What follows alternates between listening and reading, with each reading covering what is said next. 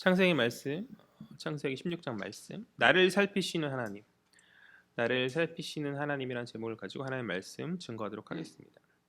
우리가 인생을 살다 보면 여러 가지 갈등과 어려움과 고통 등을 이제 경험하곤 하죠.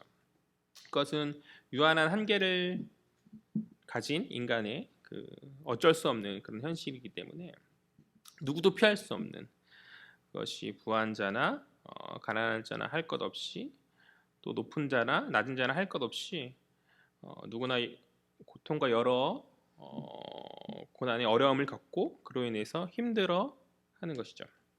때로 그러한 상황을 개선해 보고자 여러 가지 방법들을 취하고 노력하나 오히려 그 방법이 상황을 더 어렵게 만들고 복잡하게 만드는 경우들을 경험하게 되어지죠. 자신의 그 선택으로 말미암은 그 미래를 알 수 없는 한계를 가진 인간이기에 잘 되면 좋지만 때로 그렇지 못한, 때로 내가 취한 그 방법이 항상 긍정의 결과를 가져오지 못하고, 때로는 상황을 더 복잡하게, 또 때로는 상황을 더 어지럽게 만들어서 더 큰 고통으로 빠지곤 한다고요. 그러할 때 신자는 어떻게 해야 되는가? 우리 앞에 놓여진 수많은 갈등과 어려움, 소위 고난이라 불리는 그러한 인생의 여러 고통과 여러 절망의 상황들 앞에서, 그렇다면 신자는 어떠한 방식으로 서며 어떠한 방식으로 살아가야 하는가, 우리는 묻지 않을 수 없다는 것이죠. 이 시간 우리는 오늘 본문 속에 나타난 아브라함 가정 속에 있었던 문제를 살핌으로 이 문제에 대한 해답을 살펴보려 합니다. 특별히 오늘 16장의 본문은 아브라함의 그 가정 안에 있는 두 명의 여인을 초점으로 이야기하여 주고 있어요. 아브라함의 아내 사레와 그의 여종 하갈이 바로 그 주인공들인데, 이들의 상황들을 우리가 살피면서 우리가 신자로서 맞닥뜨린 여러 고난들 앞에서 어떤 모습으로, 믿음의 신자인 우리가 어떠한 모습으로 나아가야 되는지 깨닫는 복된 시간 되고자 되기를 원한다라는 것이죠. 우리 1절 말씀 볼까요? 1절 말씀 다 같이 읽겠습니다. 시작. 아브라함의 아내 사레는 출산하지 못하였고 그에게 한 여종이 있으니 애굽 사람이요 이름은 하갈이라. 천천히. 아멘. 마음이 항상 급해가지고 9절 좀 빨리 읽어가지고.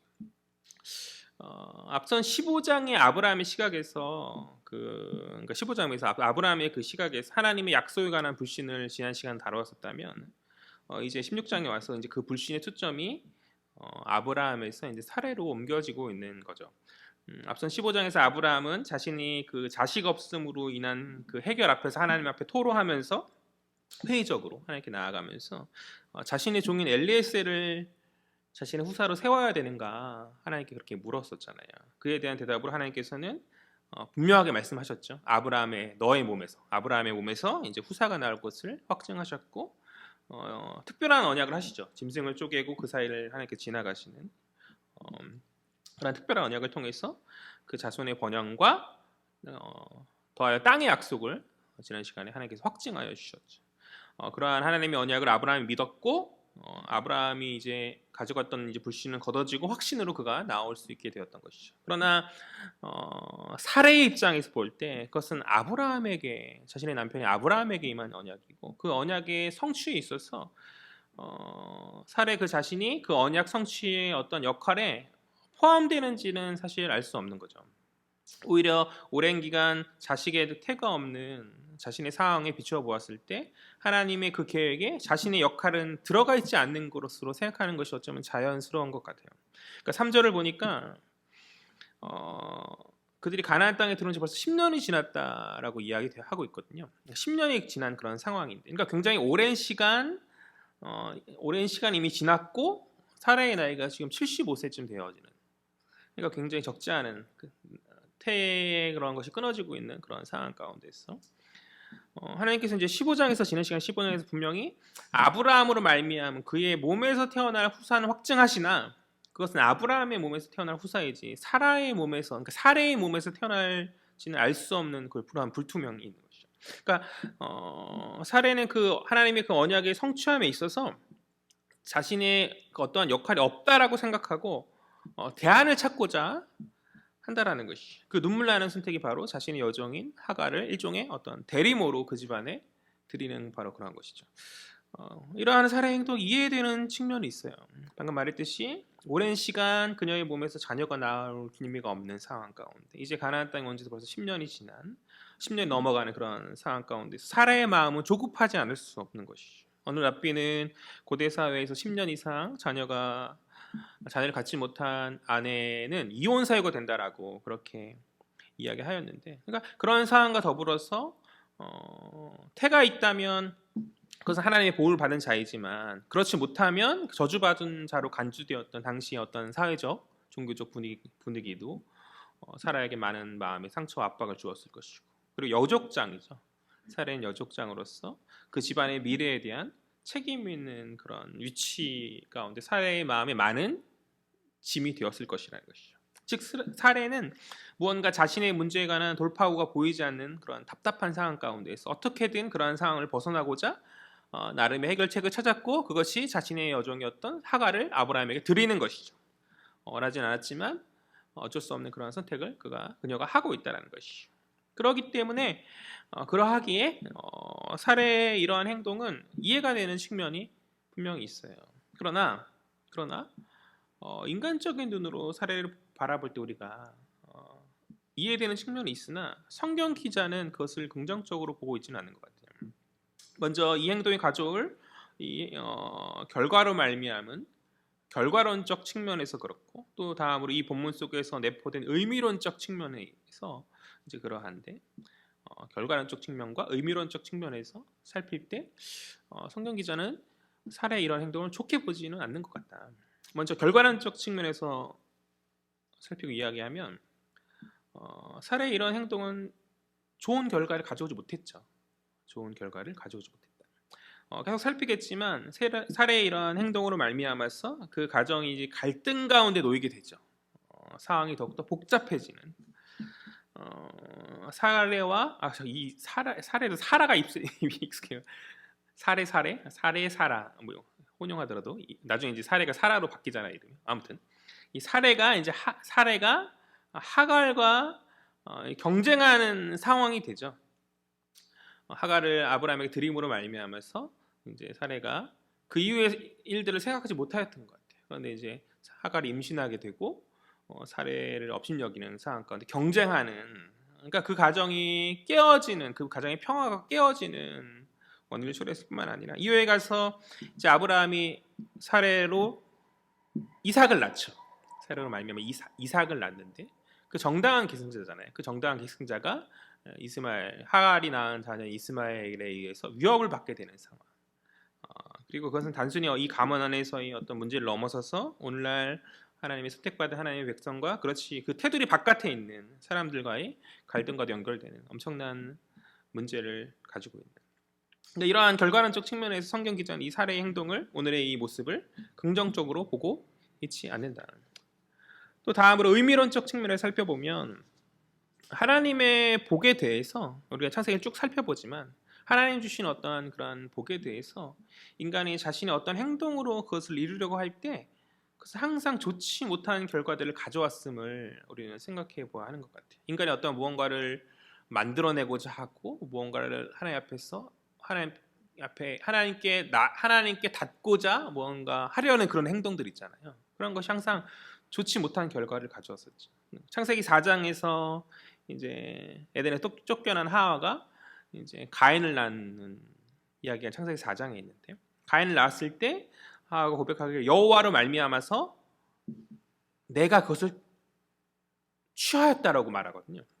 한글 성경에는 득남하였다 말하지만 내가 그것을 취하였다라고 그렇게 고백을 하는데, 예전에 제가 설교할 때 이 말이 여호와로 말미암아라는 말을 통해서 여호와께 영광을 돌리는 듯하나 미묘한 자기 주장이다라고 얘기했던 기억이 있어요. 기억하시는지 모르겠지만 하와는 내가 낳았다는 것이죠. 여호와로 말미암아라고 말하지만 내가 낳았다 말하는 것이죠. 내가 취하였다 말하는 것이죠. 자신의 힘으로 낳은 그 아들이, 그러니까 내가 낳은 그 아들이 자신들이 지금 쫓겨난 하나님부터 받은 그 저주를 끊을 그 약속의 그 자녀, 그러니까 여자의 후손이요 문제의 답으로 여겼던 것이. 그러나 우리가 성경을 통해서 살펴보았듯이 그 결과는 비극이었잖아요. 하나님의 복을 받기 위하여서 무언가 자기 주장과 어떤 인간적 방법이 그것에 섞여 녹아 들어가게 되어질 때 성경 속에서 나타난 그 결과는 오히려 상황을 악화시키는 그런 문제들을 발생시키곤 한다는 것이죠. 또한 오늘 살해의 이 모습, 아브라함에게 하갈을 드리는 이 모습은 창세기 3장에 나타났었던 아담과 하와의 그 모습과 오버랩되는 측면이 있는 것 같아요. 우리 2절 말씀과 3절 말씀 한번 살펴볼까요? 2절 말씀 다 같이 읽겠습니다. 시작. 사레가 아브라함에게 이르되 여호와께서 내 출산을 허락하지 아니하셨으니 원하건대 내 여종에게 들어가라. 내가 혹 그로 말미암아 자녀를 얻을까 하노라 하며 아브라함이 사레의 말을 들으니라. 3절.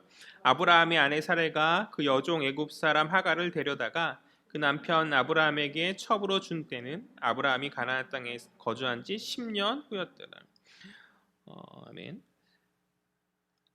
2절에서 3절은 이제 사레가 아브라함에게 자신의 여종인 하갈을 첩으로 드리는 그런 장면이죠. 이 장면은 창세기 3장에서 하와가 아담에게 선악과를 주어서 먹게 하는 장면과 되게 유사해요. 왜냐하면 동일한 동사가 여러 사용되어지고 있거든요. 사레가 아브라함에게 말하였듯이 창세기 3장을 보면 하와가 아담에게 말하죠. 그리고 또 아브라함이 사레의 그 말을 들었듯이 마찬가지로 아담도 하와의 말을 듣는 것이죠. 그리고 사레가 하갈을 이제 취하여서 데려다가 아브라함에게 주었듯이 하와도 선악과를 취하여서 가져가서 아담에게 주는 것이죠.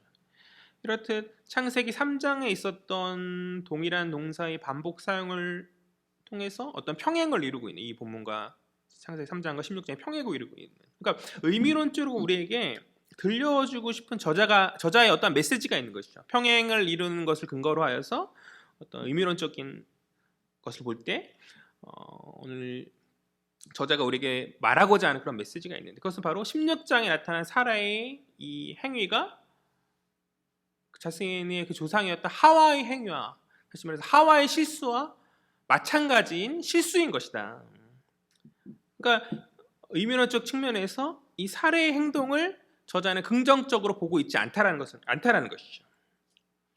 그렇다면 사례는 어떻게 화해하는가? 오늘 성경이 사례의 행동, 인간적으로 우리의 눈으로 봤을 때 사례 행동 이해되는 측면이 분명히 있잖아요. 그러나 당시 문화에서도 첩을 통해서 어떤 대리모를 통해서 후사가 없는 여인이 후사를 얻는 그런 방법이 있었기 때문에 이해되는 측면이 있거든요. 그러나 성경은 그렇게 말하고 있지 않는다라고 우리가 볼 때, 그렇다면 이러한 답이 없는 상황 가운데 사례는 어떻게 하였어야 했는가라는 질문이 나오지 않을 수 없는 것이죠. 사례의 입장을 보았을 때 굉장히 오랜 시간 하나님께서 침묵하시는 그런 상황이죠. 아브라함에게 많이 말씀하셨지만 그것은 자신의 남편에게 하신 말씀이고 자신에게는 어떤 구체성이 보여지지 않는 불투명한, 또 자식이 없어서 여족장이잖아요. 자신이 가지고 있는 그 책임을 외면할 수 없는, 또 아내로서의 마음의 고통이 분명 많이 있었을 것인데, 그러니까 하나님께서 답을 계속해서 주시지 않으시는 그런 상황 가운데서 벌써 10년이 지났고, 그 땅에 도착한 지 10년이 지났고, 아브라함이 가나안 땅을 떠날 때 사례도 나름의 결단이 있었기 때문에 따라온 건 아니겠어요?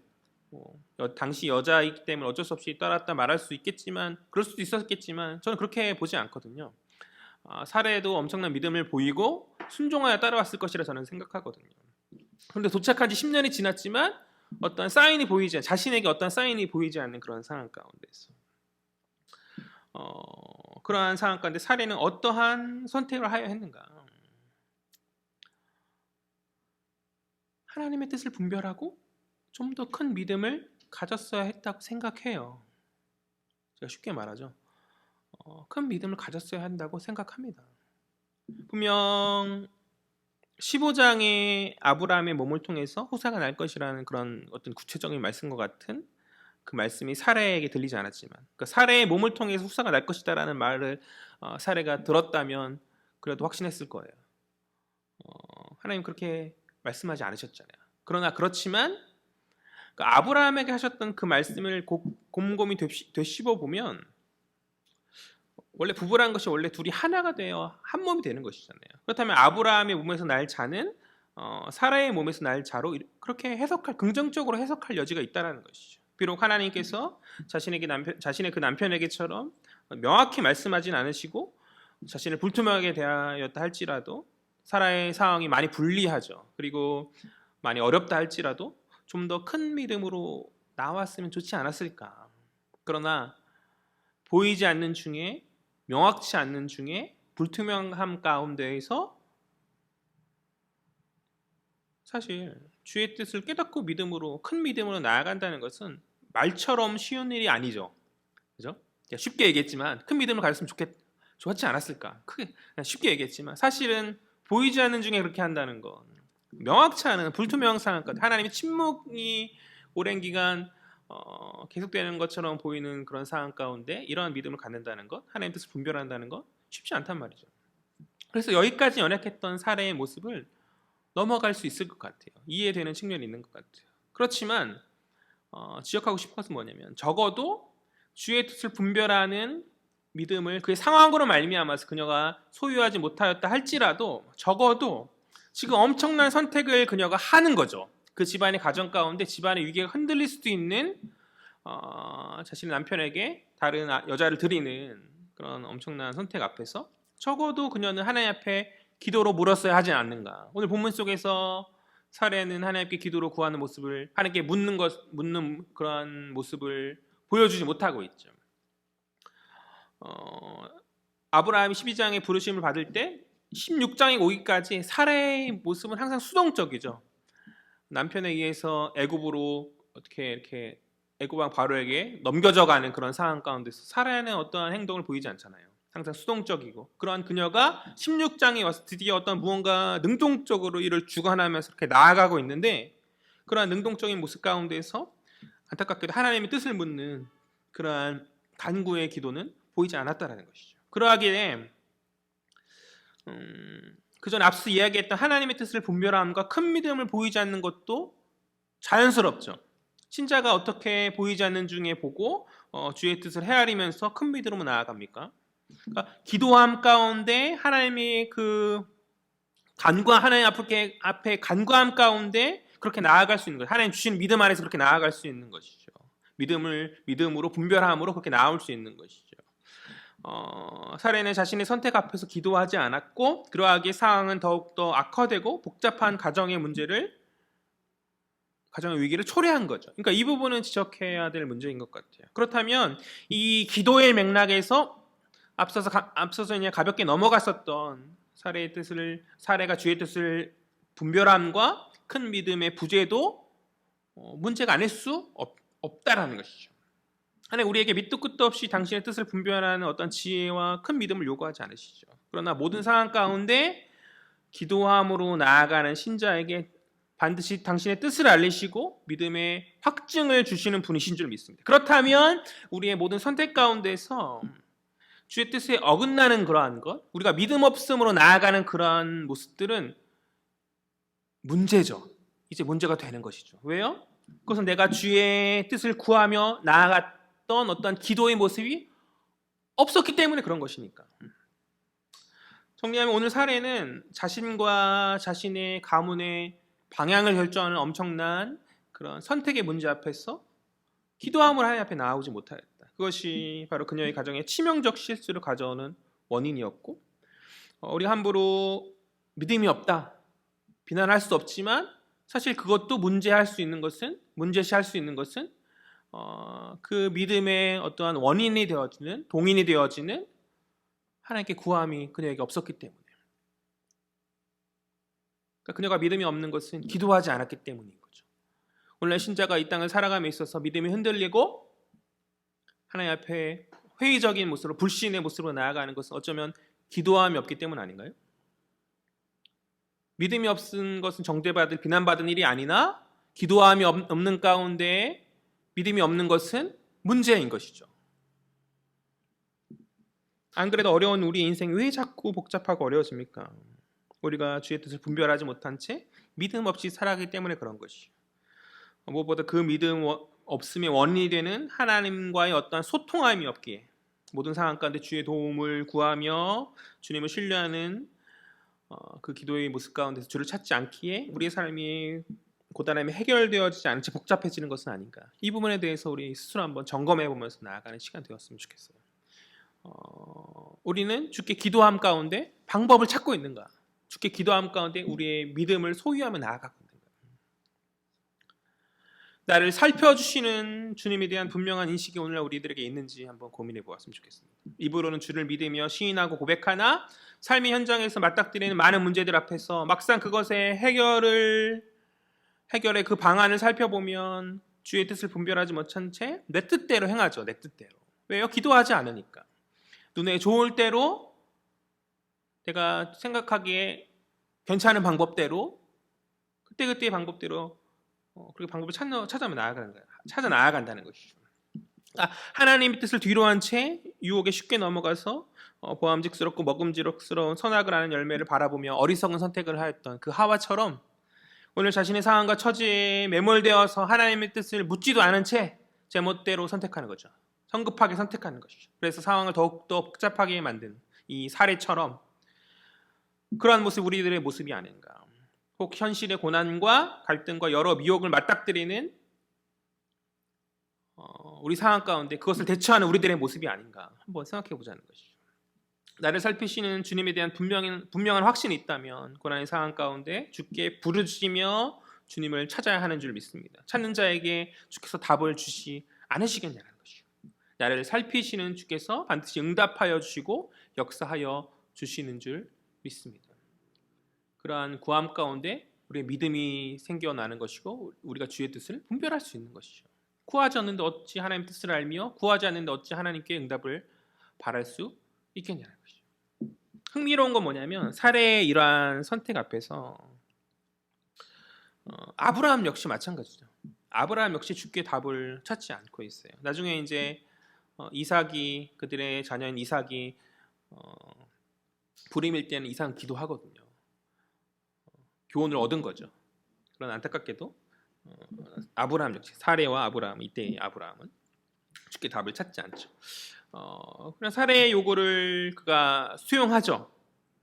그렇기 때문에 이 문제의 책임을 아브라함 역시 피할 수 없는 거죠. 그냥 하나님께 그 역시 기도함 가운데 우리가 한번 고민해보자 말하면서 방법을 찾는 그런 행동 보이지 않고 그냥 담담히 그냥 수용하는 것이죠. 옳았구나 하고 수용하는 그러한 모습인 것 같아요. 우리 4절, 5절, 6절 말씀 볼까요? 다 같이 읽겠습니다. 시작. 아브라함이 하갈과 동침하였더니 하갈이 임신함에 그가 자기의 임신함을 알고 그의 여주인을 멸시한지라. 사레가 아브라함에게 이르되 내가 받는 모욕은 당신이 받아야 옳도다. 내가 나의 여종을 당신의 품에 두었거늘 그가 자기의 임신함을 알고 나를 멸시하니 당신과 나 사이에 여호와께서 판단하시기를 원하노라. 아브라함이 사라에게 이르되 당신의 여종은 당신의 수중에 있으니 당신의 눈에 좋을 대로 그에게 하라 하매 사레가 하갈을 학대하였더니 하갈이 사레 앞에서 도망하였더라. 사레의 어리석은 선택과 그것을 수용한 아브라함의 선택은 그로 말미암은 집안의 복잡한 갈등을 유발하였고 더 큰 어려움을 그 가정이 경험하는 거죠. 그러니까 사레의 입장에서 먼저 하갈이 임신하자 사레는 자신의 여종인 하갈과 이제 경쟁하는 처지가 되었는데 사절을 보니까 하갈이 그 여주인을 멸시하였다 말하고 있어요. 멸시하였다. 다른 문맥에서 이 단어는 이제 저주하였다는 말로도 해석되는 그런 단어인데 임신한 하갈이 이제 교만하여져서 사레의 지위를 위협하고 있는 그런 함부로 대했겠죠. 그러한 장면인 것이죠. 사레는 자신이 무시당하는 그런 고통을 겪는 것이고 아브라함의 입장에서 이제 두 명의 부인으로 말미암은 집안의 갈등의 그 문제를 피할 수 없는 처지가 된 거죠. 5절을 보면 아브라함이 굉장한 원망을 사레로부터 듣거든요. 사레가 말하죠. 내가 받는 모욕은 당신이 받아야 옳다. 이렇게 말하는 것이죠. 또 하반절을 보면 나와 당신 사이에서 여호와께서 판단하시길 원한다. 그렇게 사레가 말하는데, 그러니까 자신은 굉장히 억울한데 그 모든 책임이 집안의 질서를 온전히 다스리지 못한 채 침묵하고 있는 당신의 책임이다. 사실 아브라함 입장에서 좀 억울함이 있죠. 분명히 드리라고 해서 드렸는데 여자의 원망이 남편에게 향하니까 어쨌든 간에 그렇게 원망을 받는, 그러니까 아브라함의 책임을 거론하면서 하나님께서는 나의 손을 들어주실 것이다 라는 그 사례의 말, 아브라함의 마음을 무겁게 하겠죠. 어렵게 하겠죠. 즉 아브라함이나 사레나 이 가정이 엄청난 변화를 가져올 수 있는 이 중대한 문제 앞에서 기도함 없이 자신의 뜻대로 판단하며 함부로 선택하였기 때문에 그 결과로 맞는 결과를 통한 어떤 어려움을 그들이 겪는다는 것이죠. 사례는 하갈과의 경쟁을 통한 어려움을, 아브라함은 원망과 책임의 문제에 대한 어려움을 겪으면서 그렇게 가정의 평화가 흔들리고 깨어지고 있는 이러한 갈등 가운데 이제 원망의 말을 들은 아브라함은 여종 하갈의 문제를 이제 정권을 다 아내 사라에게 맡기고 그러니까 아브라함이 아내 사라를 많이 사랑하였던 것 같아요. 모든 정권을 이제 아내 사라에게 맡기죠. 4절에서 사라가 아브라함을 원망할 때 자신이 그 여종을 아브라함의 품에 주었다라고 그렇게 말하잖아요. 당신의 품에 주었다라고 내가 그렇게 말하는데 5절에서 아브라함이 그 사라의 말을 받아서 아니라고 말하는 것이 아니다. 그 여종은 내 품이 아니라 너의 손에 있다. 이렇게 아브라함이 말하는 거죠. 굉장히 지혜로운 말을 하고 있는 것 같아요. 내가 너의 품에 주지 않았는가 말할 때 아니다. 내 손에 있는 자가 내 품에 있는 자가 아니라 너의 손에 있는 자야라고 이렇게 말하면서 너희 눈에 좋을 대로 행하라. 너가 하고 싶은 대로, 너가 원하는 뜻대로 다 행하라. 그렇게 말하는 것이죠. 그런데 성경에서 눈에 보기에 좋을 대로 행하면 안 되는 것 같아요. 눈에 보기에 좋을 대로 행하면 하와가 창세기 초반부에 하와가 보암직스럽고 먹음직스러운 그러니까 눈으로 보아서 보암직스럽고 먹음직스러웠던 그러니까 눈에 보이는 좋은 것을 택했을 때 문제가 생겼듯이 또 나중에 사사기를 보면 삼손이 눈에 보기에 좋은 여자들을 자기 멋대로 취하거든요. 항상 결과가 안 좋은 방향으로 흘러가거든요. 아브라함의 말에 사례가 자신의 눈에 좋을 대로 행하죠. 그 눈에 좋을 대로 행한 그것이 문제가 되죠. 이 여종이 사례에게 학대를 당하게 되고 이제 집안에 도망함으로 인해서 그러니까 임신 중 도망가는 그런 사태가 벌어진 거죠. 또 다른 위기죠. 분명 하갈이 가정에 문제를 가져왔지만 어쨌든 간에 그 뱃속에 아브라함의 또 다른 씨가 있는 것이잖아요. 아브라함의 씨가 있는 것이 장자가 있는 것인데 그 씨의 위기가 온 거죠. 비록 언약의 중심에 있는 그런 정식 후사는 아니지만 그 역시 아브라함의 후손으로 집안에서 중요한 인물임에 틀림없는데 아브라함의 그 조금은 무책임한 방임이 지금 또 다른 문제를 그러니까 거듭되어서 하나님께 기도로 이렇게 방법을 찾는 그런 것이 아니죠. 문제가 벌어졌으면 처음 기도하지 않아서 생겼던 문제였다면 또다시 하나님께 상의하고 눈에 좋을 대로 행하게 맡길 것이 아니라 기도함 가운데 좀 더 좋은 방법을 찾았다면 문제가 없었을 텐데 그렇지 아니하고 질투가 생겨난 아내 사례에게 하갈을 맡김으로 말미암아서 또 다른 위기가 이 가정 안에서 벌어지는 이게 되게 해석이 좀 학대했다라는 부분에 대한 해석을 어떻게 해야 될지 좀 의문스러운 것 같아요.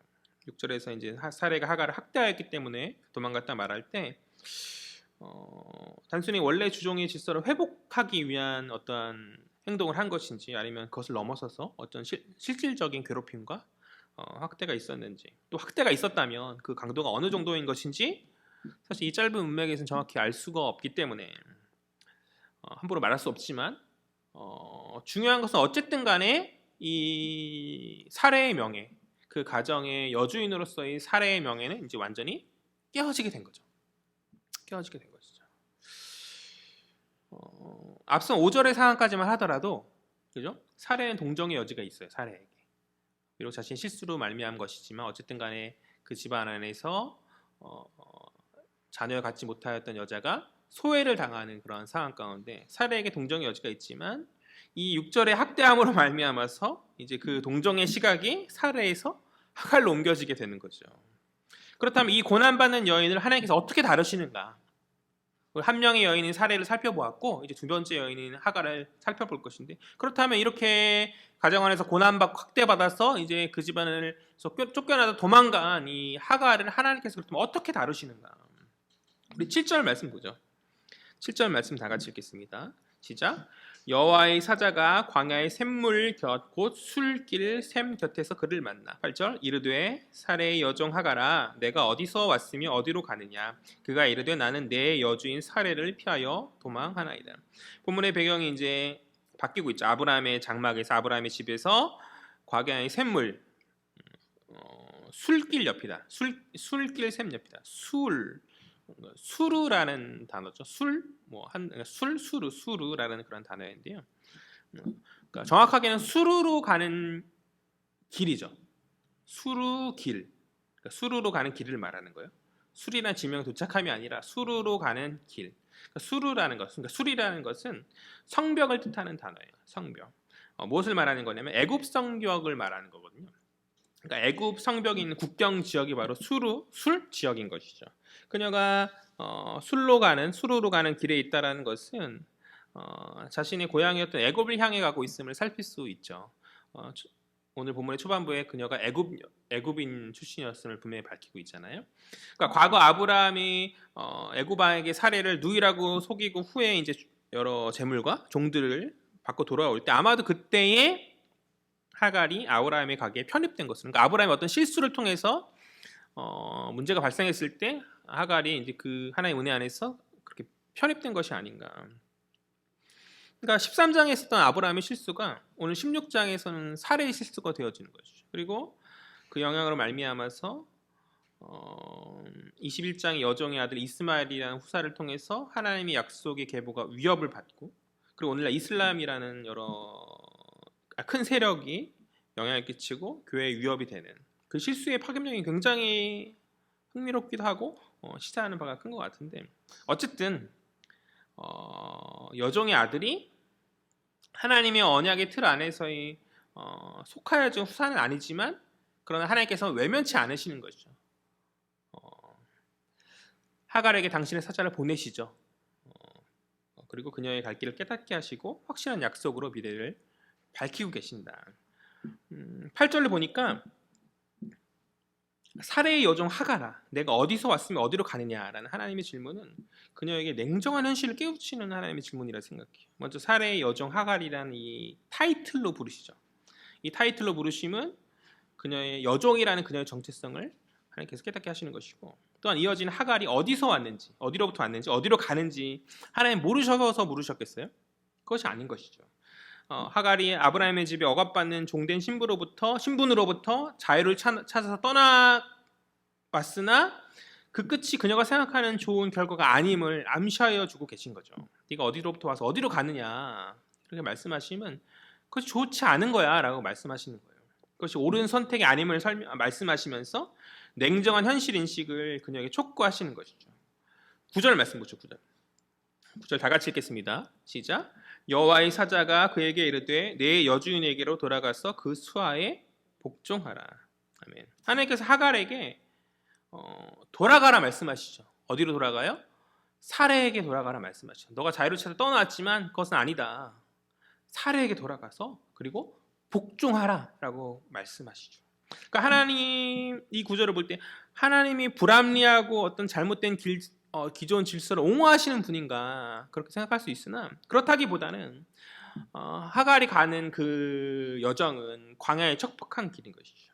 척박하고 고된 길, 더구나 임신한 그녀가 나아가야 될 굉장히 먼 거리의 그 길이 쉽지 않은 것이기 때문에 하나님 돌아가라 말씀하시는 거예요. 비록 여주인의 학대로 말미암은 어려움이 그녀에게 있지만 호락호락하지 않은 세상의 냉정한 현실을 너가 먼저 깨닫고 돌아가서 너와 그 아이를 보존케 하는 것이 옳다라고 하나님 그렇게 말씀하여 주시는 것이죠. 그러나 하나님 단순히 기존 체제로 돌아가시는 것에 그 말씀을 그치시는 것이 아니라 그녀에게 약속을 주시죠. 약속을 주시죠. 그러니까 이 약속이 있기에 돌아가지만 예전의 상황과는 다른 거죠.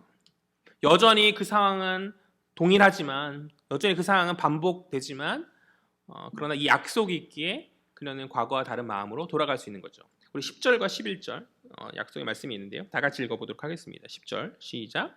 여호와의 사자가 또 그에게 이르되 내가 내 씨를 크게 번성하여 그 수가 많아 셀 수 없게 하리라. 11절 여호와의 사자가 또 그에게 이르되 내가 임신하였은즉 아들을 낳으리니 그 이름을 이스마엘이라 하라. 이는 여호와께서 내 고통을 들으셨음이니라. 하갈이 낳은 아들의 이름을 이스마엘이라고 불러주시면서 그 씨의 번창과 하나님의 돌보심이 있을 것임을 하나님께서 말씀하여 주시는 것이죠. 그러니까 이스마엘이라는 뜻의 이름은 하나님의 들으심이다. 하나님의 들으심. 오늘 본문의 맥락에서 살필 때 이 이름은 그녀의 어떠한 고통의 소리를 들으시는 주님의 의미를 나타내주고 있는 것이죠. 그녀의 신음소리를 들으신 주께서 그녀의 후사에게 복을 주어서 번성케 하시고 돌보아 주실 것이다. 물론 이제 12절에 보듯이 그 번영에는 단서가 있죠. 우리 12절 잠깐 볼까요? 시작. 그가 사람 중에 들나귀 같이 되리니 그의 손이 모든 사람을 치겠고 모든 사람이 사람의 손을 그를 칠지며 그가 모든 형제와 대항해서 살리를 하니라. 그러니까 들나귀라 하면 어떤 길들여지지 않는 어떤 관습에서 벗어난 야생의 모습을 가진 그런 자유로운 존재이지만 그러나 거칠기 때문에 갈등을 유발하는 그런 존재이죠. 그러니까 비록 그러한 인생이지만 어쨌든 간에 그의 자녀가 하나님의 돌보심 안에서 번영의 복을 누릴 것이다라고 앞서서 10절과 11절에서 그렇게 이야기하여 주고 있는 것이죠. 이러한 하나님의 말씀 앞에서 하갈은 자신의 처지를 살피신 하나님을 기뻐하며 영광을 돌리고 있죠. 13절과 14절 말씀인데요. 다 같이 읽겠습니다. 시작. 하갈이 자기에게 이르신 여호와 이름을 나를 살피시는 하나님이라 하였으니 이는 내가 어떻게 여기서 나를 살피시는 하나님을 배웠는고 함이라. 14절. 이러므로 그 샘을 부엘라 헤로이라 불렀으며 그것은 가데스와 베레 사이에 있더라. 아멘. 그녀는 자신에게 나타난 여호와 하나님을 나를 살피시는 하나님이다. 나를 살피시는 분이시다. 그녀가 깨닫는 것이죠. 미천한 나를 살피시는 분이 나에게 찾아오셔서 말씀하시는 분이시구나. 하나님 나를 지켜보고 계셨구나 라는 것을 오늘 그녀는 깨닫는 것이죠. 그리고 감격하고 있어요. 그러니까 부엘라 헤로이는 감찰하시고 살아계신 자의 우물이다라는 뜻이거든요. 옆에 있던 옆에 있던 그 우물을 이제 이름 붙이는 거죠. 부엘라 헤로이라고 그렇게. 하찮고 낮은 하갈의 인생을 외면치 않으시고 주목하여 보시는 그렇게 살피시는 그 감찰하시는 하나님의 살아계심을 기리면서 우리가 그것을 보엘라 헤로이라 그렇게 부르고 있는 것이죠. 그렇게 이제 하나님의 확신함을 받은 하갈은 돌아가서 복종하는 인생을 살아가죠. 하갈의 상은 달라진 것이 없죠. 여전히 자신이 억압당하던 기존 체계의 회귀이고 그가 가고자 했던 그 자유의 길 가는 요원한 인생을 그녀는 계속해서 동일하게 이전처럼 꼭 걸어가는 거죠. 그러나 차이가 있죠. 무엇이죠? 분명한 것은 하나님께서 그를 바라보고 계심을 그녀가 이제 안다라는 것이죠. 하나님이 그녀와 함께 하실 것이고 뿐만 아니라 그녀의 자손의 자신의 뱃속에 있는 그 아이의 보장된 미래가 소망 가운데 있는 거죠. 이제 그녀는 뱃속에 있는 그 자녀, 그 소망을 바라보면서 이전과는 다른 소망의 인생을 그러니까 고개 숙이고 절망 가운데 내가 이것을 벗어나지 않으면 살 수가 없겠다라고 그 집안을 뛰쳐나오는 그러한 모습이 아니라 이 상황을 모든 걸 다 내팽개치고 도망치는 그런 모습이 아니라 소망 가운데 어렵고 힘들고 어떤 고난스럽고 어떤 학대가 있는 그런 현장이라 할지라도 이제는 감당하며 나아갈 수 있는 그런 변화된 모습이 그녀 가운데 생겨지게 된 것이죠. 이 하갈을 만나신 이런 하갈을 만나신 주의 모습을 보면서 이것을 우리에게 적용할 때 하나님 우리 인생 가운데 맞닥뜨린 불합리함을 아시는 분이시죠. 하갈의 그 불합리함을 아셨던 주님께서 마찬가지로 우리 인생에 맞닥뜨리는 어떤 불공정함과 불합리함을 아시는 주님이시고 그런 아심 가운데 우리 인생을 살피시는 주님이신 줄 믿습니다. 우리의 고통 가운데 신음소리를 들으시고 외면치 않으시는 그러한 주님, 응답하는 주님이시다.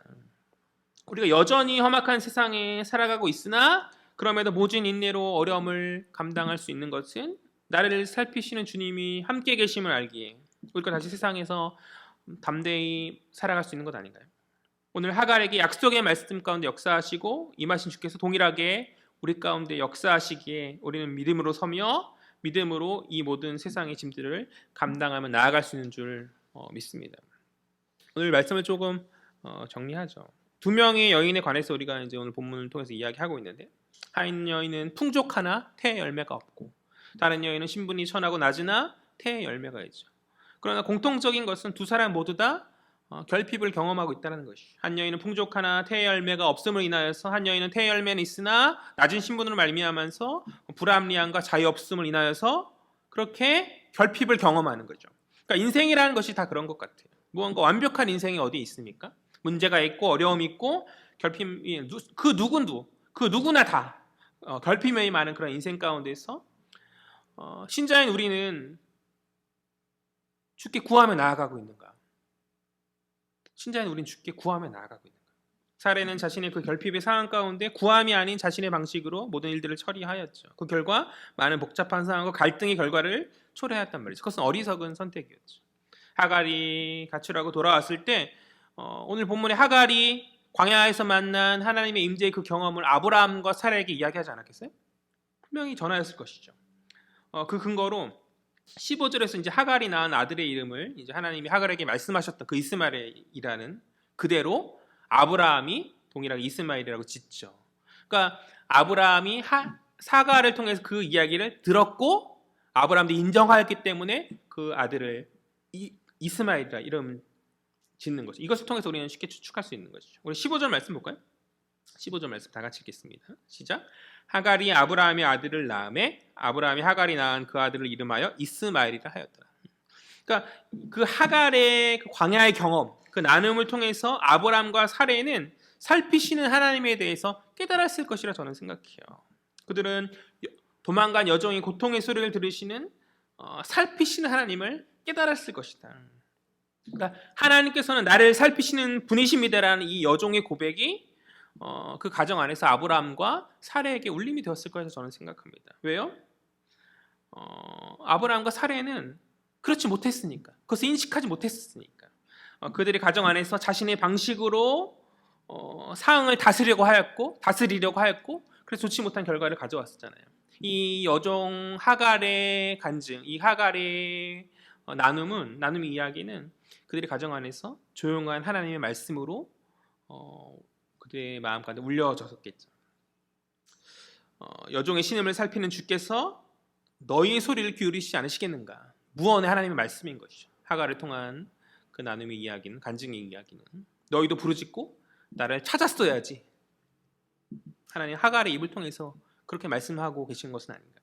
그러니까 이스마엘이라는 그 여종의 입을 통해서 전해진 그 이름, 들으시는 주님, 그렇죠? 들으시는 주님이시죠. 하나님께서 살피시는 주님, 고통 중에 신음하는 자의 소리를 외면치 아니하시고 살피셔서 들으시는 주님, 그 들으시는 주님이 하갈에게만, 오늘 본문에 나타난 하갈에게만 국한된 것이 아니라 원래 아브람과 사레가 가졌어야 할, 그러니까 기억했어야 될 그런 이름인 거죠. 그들이 하갈을 드리기 전에 자신들의 인생을 살피시는 주님을 먼저 깨닫고 그들이 소유했어야 될 그 믿음 아닌가요? 내가 이 여종에게 역사하였듯이 너희에게도 역사하지 않겠는가? 이제 사례는 이 이스마엘이라는 이름을 들을 때마다 들으시는 주님을 깨닫지 못했던, 살피시는 주님을 인정하지 못했었던 자신의 그 결핍 앞에서 그렇게 깨닫지 못했었던 그런 과거를 돌이키며 반성하면서 살아가는 그런 인생을 걷지 않았을까? 그러니까 부한 자나 가난한 자나 높은 자나 낮은 자나 인생의 결핍은 동일하죠. 우리는 가진 자를 많이 부러워하고 높은 자를 많이 부러워하지만 다 하나님 앞에서 연약한 인간이기에 결핍은 동일하나. 그러할 때 정말 복된 자는 누구입니까? 복된 자는 누구죠?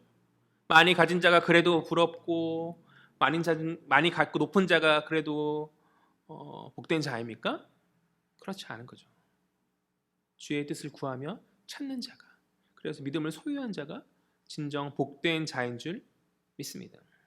혹 사례처럼 여전히 나의 방법을 고집하며 기도로 나아가고 있지는 않은지, 하갈에게 임하셨던 주님의 역사하심이 오늘날 우리에게 동일하게 임함을 믿고 우리의 모든 인생의 불합리함과 불공정 앞에서 고난의 여정 가운데 우리는 하갈처럼 달라진 인생을 사는, 소망 가운데 살아가는 하갈처럼 우리는 소망 가운데 나아가고 있는가? 우리가 소망이 없습니까? 우리가 믿음의 눈으로 바라보는 우리 마지막 종국의 소망이 우리 가운데 없습니까? 우리는 천국 소망을 바라보며 나아가는 자들이죠. 그리스도로 말미암아 그 소망을 소유한 자들이죠. 그런데 어찌 소망 없는 자처럼, 소망을 잉태하지 못한 자처럼 그렇게 살아가는가?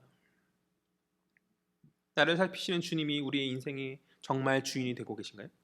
정말 주님을 나를 살피시는 주님으로 우리가 인정하며 믿음 가운데 나아가고 있냐는 것이죠. 그런데 그런 믿음이 있다 고백하면서 고개 끄덕이고 아멘 하지만 그런데 어찌하여서 그럼에도 구하지 않으며 나아가죠?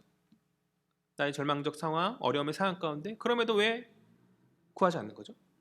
신자의 소망 없음 믿음이 없기에, 또 신자의 믿음 없음 구함이 없기에 결국 우리가 주를 찾지 않기에 답을 찾지 못함 아닌가요? 앞서 우리의 설교 서론에서 앞서 우리 인생 여러 문제들 앞에서 어떠한 방식으로 우리는 살아가야 하는가라고 물었어요. 우리의 많은 고난과 많은 어려움들, 불공정의 상황, 불합리한 상황, 여러 가지 인생의 많은 풍파 앞에서 우리는 어떠한 자세와 어떠한 방식으로 살아가야 하는가?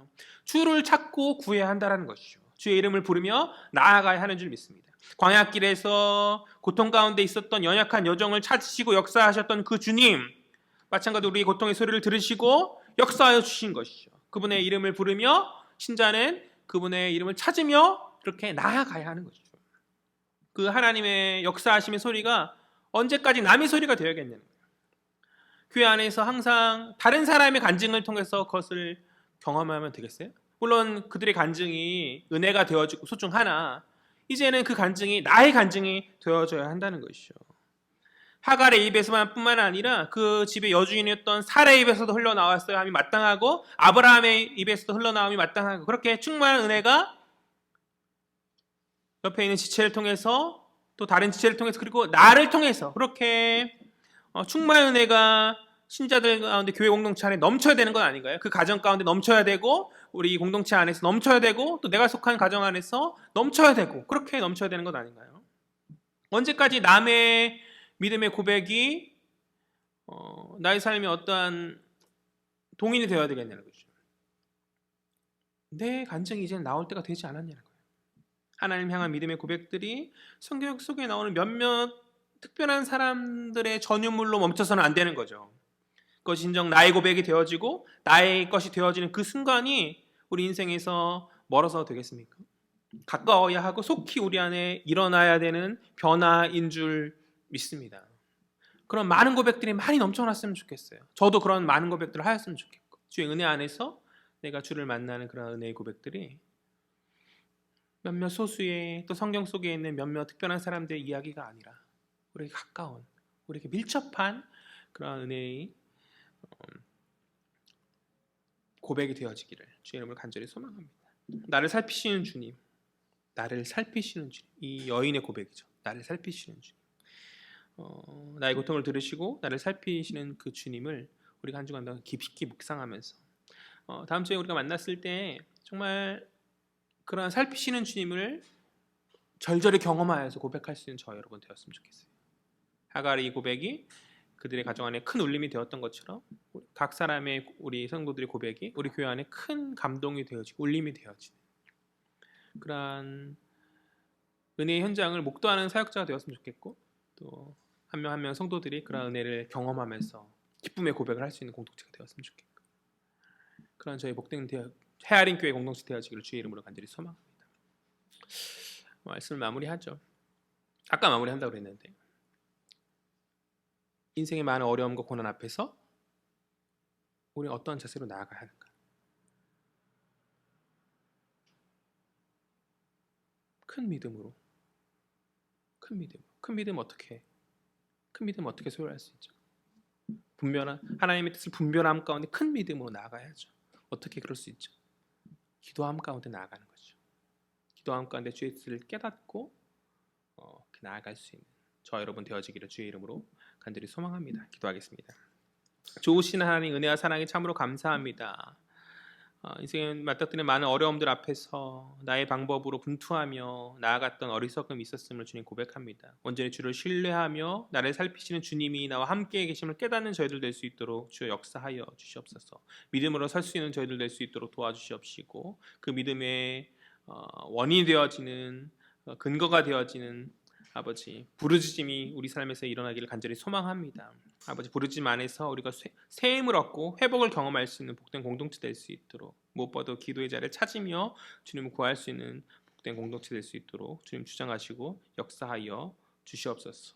아버지 은혜의 고백들이 다른 사람의 고백으로 머물고 성경 속의 몇몇 특별한 사람들의 이야기로 그치는 것이 아니라 정말 진정으로 나의 고백에 되어지는 놀라운 변화가 일어나길 간절히 소망합니다. 주께서 역사하여 주시옵시고 주님 다스리고 주관하여 주시옵소서. 감사드리며 이 모든 말씀 살아계신 예수 그리스도의 이름으로 기도합니다. 아멘.